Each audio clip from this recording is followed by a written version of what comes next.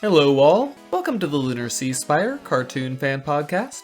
This is episode 324, and today we're talking about Head Chef from Mau Mau, Heroes of Pure Heart. I'm GC13. And I'm David. You know, it was weirdly refreshing to start the episode and see Mau Mau and Badgerclops collaborating so effortlessly. I thought, wow, I feel like I haven't seen this in such a long time, and of course, we had to get such a lovely and beautiful opening just to set up one of the most heated and angry arguments between our duo yet.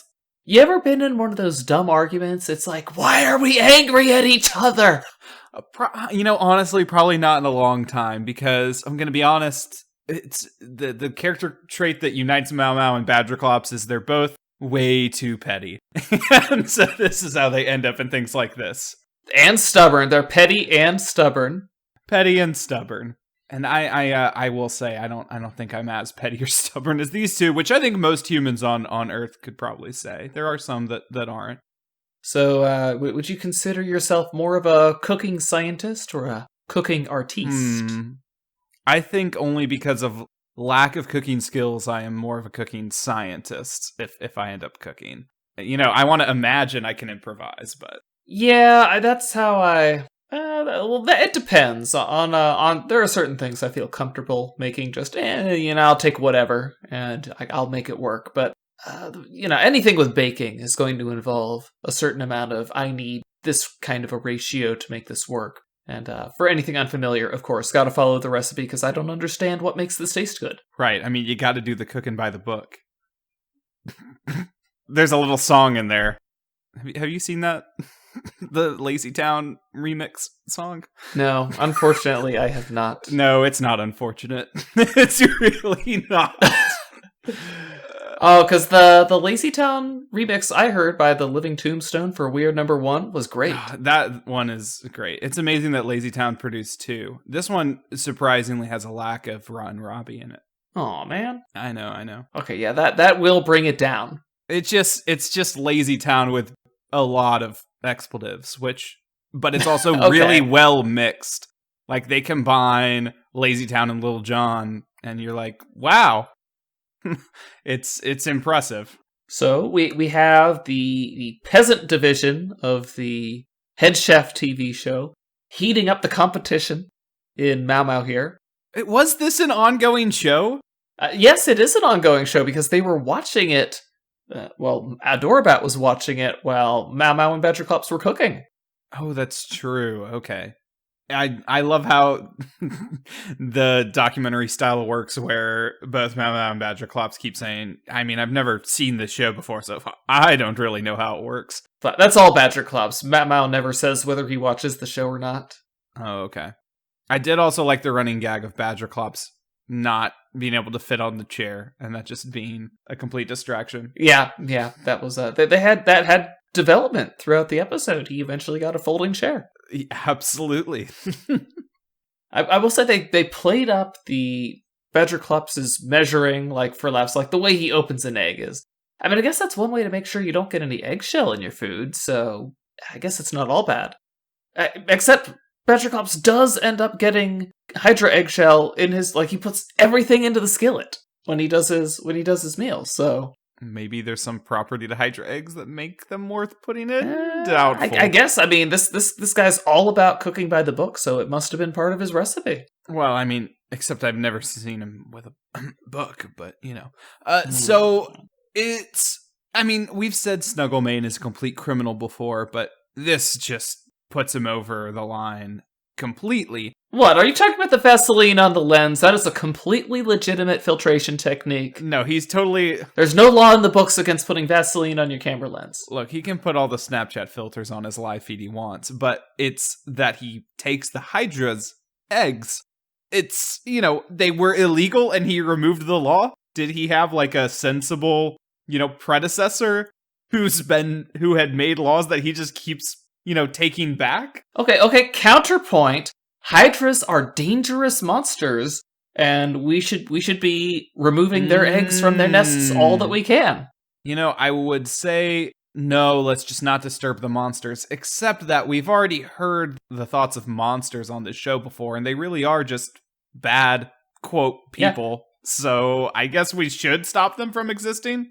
We haven't seen a reason yet why monsters should be preserved in this world. Yeah, the law against eating Hydra eggs was probably passed back before monsters could attack the city, and therefore back before there was any reason to limit their population. Snugglemane is being an economically responsible king, incentivizing the eradication of a dangerous species. I can't believe we're giving Snugglemane credit. Okay, let's be fair. He probably didn't think too hard about it, but like he lucked into a wise policy. I guess so. I have a question about Badgerclops. So when he's doing all of his measurements, he can, see in this digital screen, but he doesn't have a robotic eye, right? Maybe he's processing with the computer on board his arm, because they are linked, so he can be transmitting that down to the arm and allowing it to be processed there before it's sent back up to his brain for understanding. Right, I was thinking about how the neural link worked, and I was trying to remember if Mau Mau, when he wore the arm, had the same vision, and I think he does. So, the, vision data from your eye goes to your brain, but then it's getting data passed from the brain to the arm back to your brain, which is wild. But okay. I just wonder if they thought about it. Transmission at the speed of light, baby. Yeah, well, at the speed of neurons, which is actually 300 milliseconds. So, I mean, maybe the connection to the brain, between the arm can be as fast as it needs to be, but, we won't worry about the mechanics of it beyond that. I just thought about it out of nowhere. It looks cooler than that gross bird. Absolutely. Real growth in this episode, though. So, yeah, okay, Mau Mau and Badgerclops come together, defeat the Hydra, and realize that their skills complement each other fine. But also, Badgerclops remembers that the phrase is artsy fartsy. Oh, because, it was super embarrassing for him to just call him an artsy, what does he say? Just artsy man? You artsy... That was very surprising not to hear artsy fartsy. Then he calls him a fartist later, making up for his mistake. That stings Mau Mau. Yeah, Mau Mau never even heard that, insult before. So there you go. Very creative from Badgerclops. Best development in the episode for sure. Also, Hydra is a much better monster in the tier of Mau Mau monsters. So far, maybe I'd put it only behind the monster that Mau Mau fights in front of his father. I don't remember if that was ever given a name. I don't think it was. Yeah, that was a really cool one. I think the Hydra is actually a wonderful counter to Mau Mau, because as we see, if Mau Mau's not allowed to cut something with a sword, he just cuts it anyway. So if you give something where that has a negative consequence, oops. Well, and he didn't really limit the whole head chopping thing either. He's like, I'm going to keep doing this while Badgerclops sets up whatever he's doing, but wasn't that really wise? I guess as long as you can cut really fast, it does prevent heads from existing and doing things, even though they grow back in greater numbers. So sure. Hey, Mau Mau, have you ever thought of stabbing things with your sword? Maybe that works. Right. He gruesomely could have just stabbed their skulls, maybe. But Mau Mau's all about that cut life. Ooh, now I want to see. We know someone else who's all about that slicing and dicing. I want to see Mau Mau versus Da Samurai. No, not the old Da Samurai either. I want to see Da Samurai in his prime. I just watched the original clip of that where they fight with the bamboo sticks. I think that's so funny. Then I'm thinking of that again. Obviously, Mau Mau would whoop him, because Mau Mau is much closer to the Samurai Jack end of the spectrum. But the Samurai is actually not that bad. It's just that, Samurai Jack is amazing.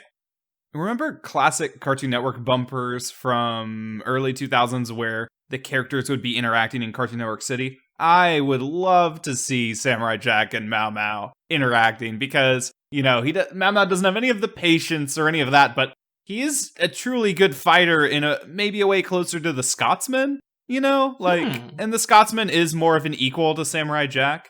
That would be cool, having Mau Mau and the Scotsman together. I mean, the Scots. It's funny because Mau Mau is probably personality-wise closer to the Scotsman, but Badgerclops is his Scotsman. He even has the amputated part of his body to serve as a gun. That's what I was thinking. I was like, a lot of his personality, like where the Scotsman just starts going off on insults. I'm thinking you could do a animation of that, but just with Badger Clops. Now we need the Scotsman to call Jack an artsy fartist. That would absolutely be it. Quick, we need to check for Cameo. See if he's on Cameo. So Pinky was this close to having a home, finally. I mean, what's with the economic situation? We have all these people living in homes, and, Pinky has to squat in an arm? Where did they even come up with that joke? Like, he throws himself in the middle of the, gets entangled in Badger Clop's arm, and then they're like, let's make him randomly reference squatters' rights. Okay. Why not? I live here now. You'll never get rid of me. Yeah, that was a good one. There's going to be an episode where Pinky, eventually finds his way up the hill or the mountain to what would we call it? The hideout, their home, their headquarters. That'll be a terrible day for Mau Mau and crew. I mean, he was able to make his way up to the palace, so I don't think making it up to Sheriff HQ would be trouble at all. No. Oh, God. I mean, if he brought mayonnaise to the palace, I hate to think of what he would bring to the sheriff's department. Oh, Lord. That mayonnaise. God, there's going to be Vegemite everywhere. Yeah, I mean, I do think that Pinky was wonderfully placed. It's just a lull so random, didn't expect that. Very good use of Pinky. Almost always. It happens that way with Pinky. Yeah, exactly. It's perfect. They always find the right spot to randomly sprinkle him in. They do a great job. I approve. Finally, for me, I do also approve of Adorabat's. It ends up being kind of a small role in this episode, but, she's doing her best, cooking her plastic toys. They only had so much to work with to actually convince us that it was plastic. The tomato slice, I like that. The pre-cut thing brought back the memes of playing with such a thing in preschool, and then, the plastic egg flipping over, and then, she tries presenting her dish at the end, and again, in any other cartoon, maybe she'd win, but no. King Snugglemane says, that is disgusting, don't eat that, Chubbum, I'm the winner. Yeah, Chubbum was all ready to give it a try. I wonder what he would have rated it. I'm pretty sure Blue wouldn't have been impressed, though. No. Never impressed. I don't know, he was impressed the last time Adorabat went out for him. She had her song and dance number. Very impressive. They like to do nice visual gags with King Snugglemane. I like the one where he just is choking on the ground. That was my visual gag highlight. Cut away, Gary! Cut away, cut away, cut away! Well, yeah, especially the first time it happens, he's like begging him for a whole 15 to 20 seconds. Or at least it feels that long. So I guess somebody on the editing team is also named Gary, because he did obligingly fade to black, obediently following his king's order. So we learned some deep lore about Mau Mau the show. Yeah, but wait, is that in the credits though? Someone should fact check that. He might be an intern. He might not be in the credits. Well, that's one way to convince yourself that your deep lore is right. I can't be wrong if it was someone who wasn't referenced in the credits. Hey, if that doesn't work for you, we can always say that Gary is a nickname. 2020, we've all learned how to convince ourselves of our own conspiracy theories. Hooray. Anyway, guys, that's been us on Head Chef. Join us next week. Until then, I'm GC13. And I'm David. Don't forget to leave us a review wherever you listen to podcasts. Later, everybody.